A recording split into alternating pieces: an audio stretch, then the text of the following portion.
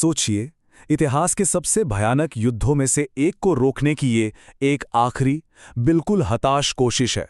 एक ही खानदान के दो हिस्से, कौरव और पांडव, पूरी तरह से तबाही के मुहाने पर खड़े हैं। और इससे पहले कि कुरुक्षेत्र की जमीन खून से लाल हो, शांति का एक आखिरी दूत हस्तिनापुर के दरबार में कदम रखता है। और वो दूत कोई और नहीं, खुद वासुदेव श्री कृष्ण हैं। समझिए, वो सिर्फ एक मैसेंजर नहीं है, बल्कि शांति की आखिरी उम्मीद हैं। और उनके पहले ही शब्द उस भरी सभा में ऐसे गूंजते हैं जैसे वो शांति के लिए एक ऐसी मजबूत दलील दे रहे हों जो उस ऐतिहासिक पल का मंच तैयार कर देती है। तो कृष्ण उस सभा से बात कर रहे हैं जहां भीष्म, द्रोण और कृप जैसे उस युग के महान से महान योद्धा बैठे हैं। उनका संदेश बिल्कुल सीधा और साफ है, खास तौर पर महाराज धृतराष्ट्र के लिए, कि अगर शांति का ये मौका हाथ से निकल गया तो आने वाला इतिहास इस महाविनाश के लिए सिर्फ और सिर्फ उन्हें ही जिम्मेदार ठहराएगा। कृष्ण की ये चेतावनी आने वाले कल की एक झलक जैसी है। वो समझाते हैं कि युद्ध की असली कीमत क्या होती है। ये कोई हार जीत का खेल नहीं है। अपने सबसे बेहतरीन योद्धाओं को खोने का दुख और तकलीफ दोनों ही पक्षों को झेलने होगी, चाहे कोई जीते या हारे। आखिर में दोनों के हाथ में सिर्फ और सिर्फ अफसोस ही आएगा। लेकिन सवाल यह है कि शांति के लिए इतनी बेचैनी क्यों? इसका जवाब उन गहरे जख्मों में छिपा है जिन्होंने भाइयों के रिश्ते में ही जहर घोल दिया था। ये कहानी है अन्याय की उन चिंगारियों की जो धीरे धीरे एक ऐसी भयानक आग में बदल गईं जिसे बुझाना अब लगभग नामुमकिन था। पहली चिंगारी वो भड़की थी द्रौपदी के स्वयंवर में।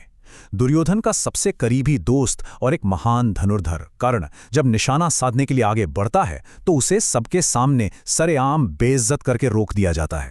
द्रौपदी के ये शब्द, जाति पर की गई ये टिप्पणी सिर्फ कर्ण का अपमान नहीं थी। नहीं, ये उसके दोस्त और संरक्षक दुर्योधन के सम्मान पर भी एक सीधा हमला था।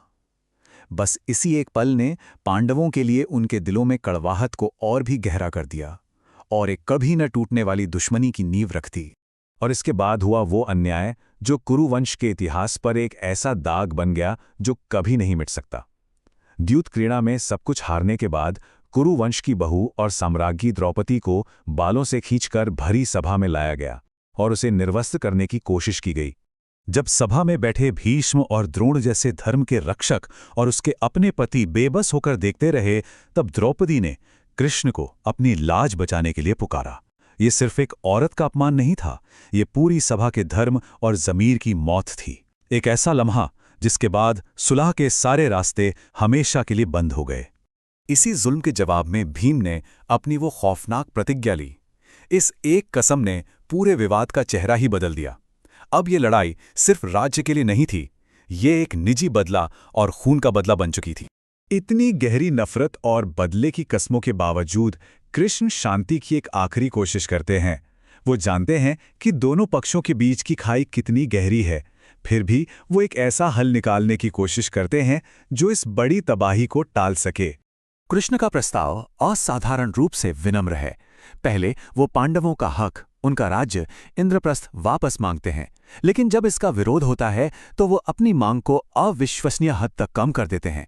कहते हैं पूरा राज्य नहीं तो युद्ध टालने के लिए सिर्फ 5 गांव ही दे दो। और यहीं पर दो विचारधाराओं का टकराव बिल्कुल साफ हो जाता है।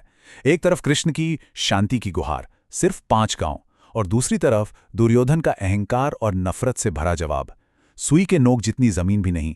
ये वो शब्द थे जिन्होंने शांति के हर दरवाजे पर आखिरी ताला लगा दिया। दुर्योधन के घमंड ने युद्ध को तय कर दिया। बात इतनी बिगड़ गई कि उसने ईश्वरीय दूत कृष्ण को ही बंदी बनाने की हिम्मत कर डाली। तो जब कूटनीति पूरी तरह से नाकाम हो गई तो अब बचा क्या था?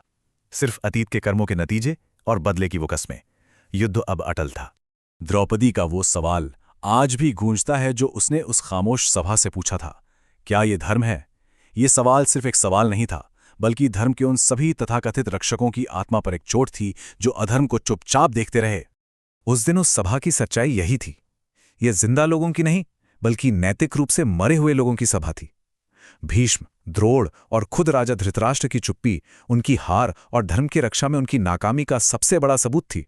आखिरकार ये युद्ध अब किसी राज्य या सिंहासन के लिए नहीं रहा, ये न्याय के लिए एक धर्म युद्ध बन गया था, जब अन्याय अपनी सारी हदें पार कर दे और सुलह के सारे रास्ते बंद कर दिए जाएं, तब धर्म को फिर से स्थापित करने के लिए युद्ध ही एकमात्र, भले ही दुखद, विकल्प बचता है। और यही वो सोचने पर मजबूर करने वाला सवाल है जो महाभारत की सबसे बड़ी नैतिक दुविधा को दिखाता है। ये सवाल हम सबको न्याय की भारी कीमत और धर्म के मुश्किल रास्ते पर सोचने के लिए मजबूर करता है।